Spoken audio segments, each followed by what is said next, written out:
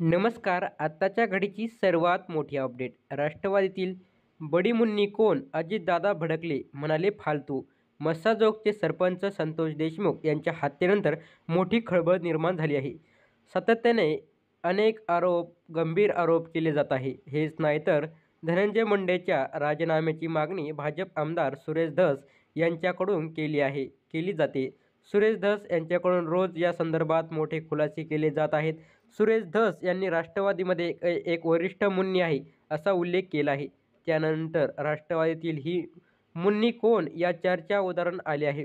या संदर्भात मुख्यमंत्री अजित पवार यांना विचारले. आता चांगलेच संतापले. त्यांनी भाजप आमदार सुरेश धस यांचा चांगलाच समाचार केला आहे. राष्ट्रवादीत एक बडी मुन्नी आहे आणि त्या मुन्नीला म्हणा तू इथे ते कुठे मिटकरी सूरज चव्हाण या लहान पोरांना बोलायला लावते.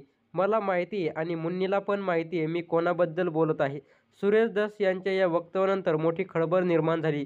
याविषयी अजित पवार म्हणले, सुरेश धसांना जाऊन विचारा, कोण असा फालतू गोष्टी बोलत असेल तर मी स्पष्ट नाव घेऊन बोलणार आहे.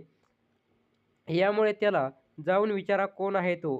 तर पक्ष न पाहता दोषीवर कारवाई केली जाणार. अजित पवार. संतोष देशमुख हत्या प्रकरणाशी बोलताना अजित पवार म्हणले, या प्रकरणी CID ST ही न्यायालयात चौकशी होत आहे. या प्रकरणात जर कोणी दोषी असेल तर त्यांच्या पाठीशी घालणारा. या प्रकरणात आम्ही कोणालाच सोडणार नाही. अजित पवार दोषी असतील तर त्यांच्यावर देखील कारवाई करण्यात येणार. न पक्ष पाहता दोषीवर कारवाई केली जाणार आहे असे त्या हत्या प्रकरणात राजकारणात आपणार नाही. काय म्हणाले होते सुरेश धस?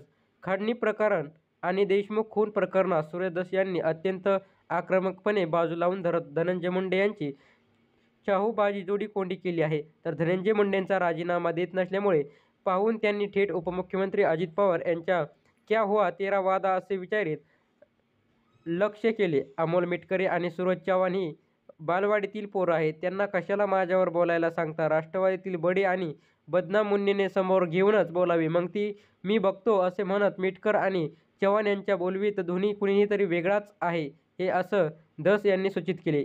नवीन अपडेटसाठी सबस्क्राईब करा. धन्यवाद.